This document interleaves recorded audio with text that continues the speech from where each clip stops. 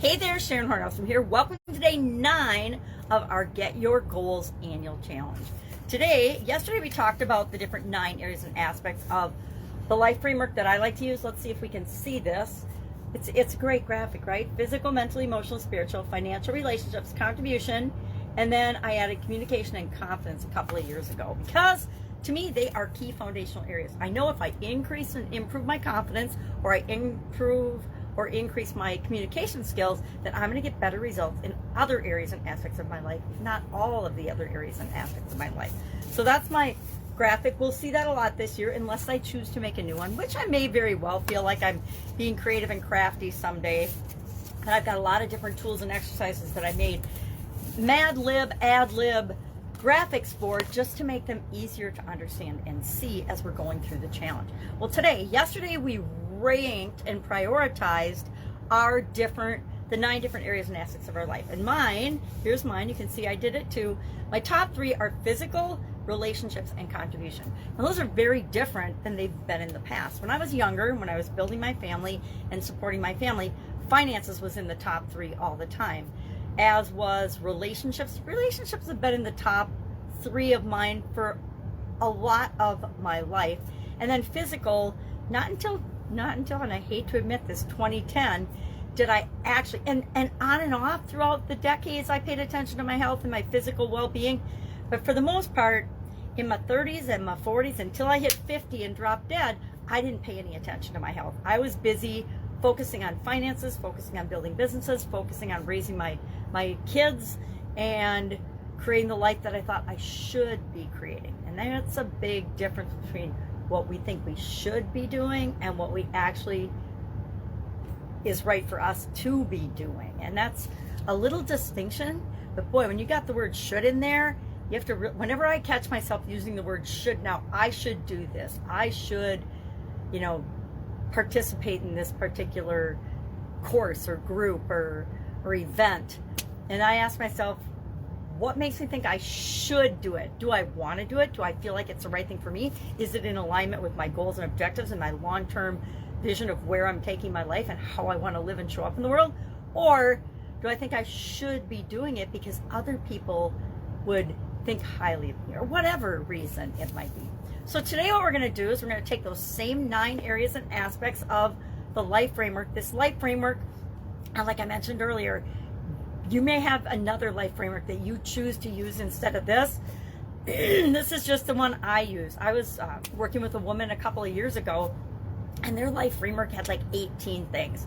18 was way too many for me. I'll tell you, 9 is pushing it for me. 7 seems to be a good number for everything. Why? Because our short-term memory can remember 7 things. I don't know this. I'm not a neuroscientist or anything, but I have heard it and read it a lot of different times from a lot of different sources. And think of phone numbers. Used to be 7 digits. Well, now they're 10. So you have to remember 10 things. And most of us don't have to remember any because we just plug them into our phone, our electronic device.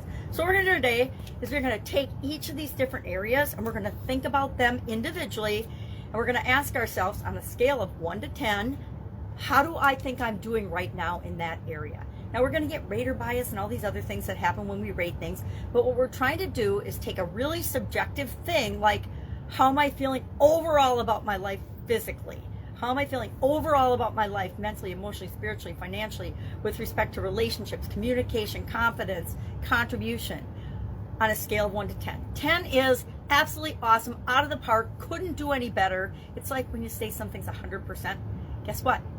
100% is all you can give. This is one of my pet peeves. 100% is all there is, unless you're doing, financial calculations or growth and things like that. And you can get all kinds of crazy numbers that are over 100%.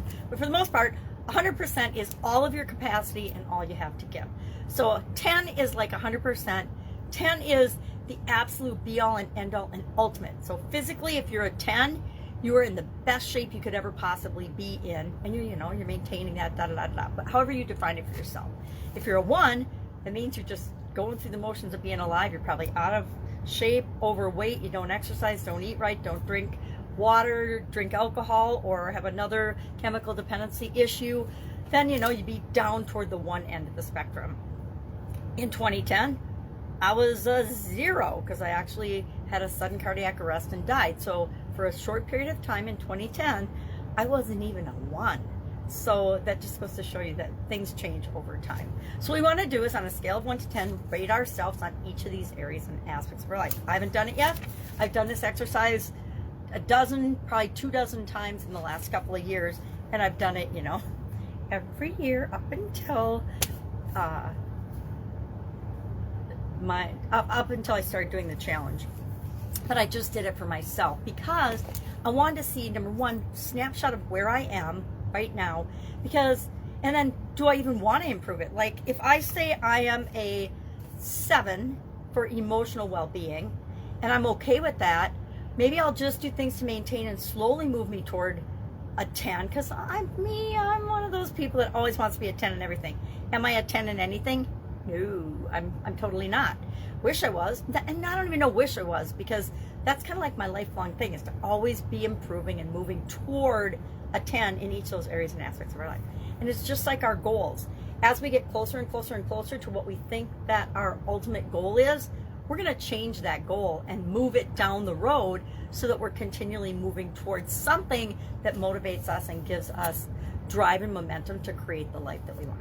So, scale of 1 to 10, how do you rate your life right now with respect to physical well-being, mental well-being, emotional well-being, spiritual well-being, financial well-being, relationships, contribution, communication, and confidence? How's your confidence right now on a scale of 1 to 10, etc.? And then I like to take an average, because I am a nerdy science engineer, of all of them, and just I like to compare the average number over time, and I want to personally make sure that that's increasing, right?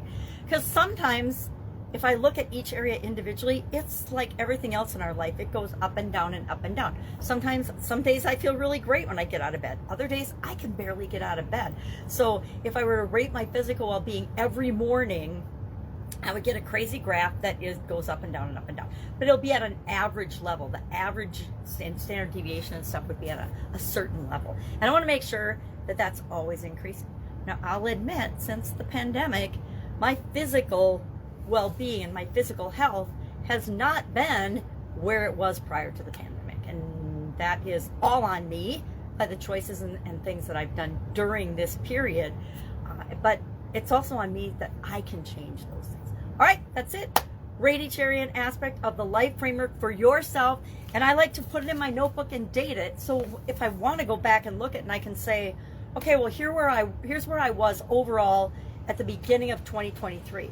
And then I always go at the end of the year and I look at the difference and the change that I've seen in these areas and aspects of my life. And of course, we will do that at the end of this year. So I encourage you to do this and write it down, because I guarantee you will not remember, 360 days from now or 350 days from now. All right, any questions, hit me up. Otherwise, I'll be with you tomorrow. Bye. Have fun with this.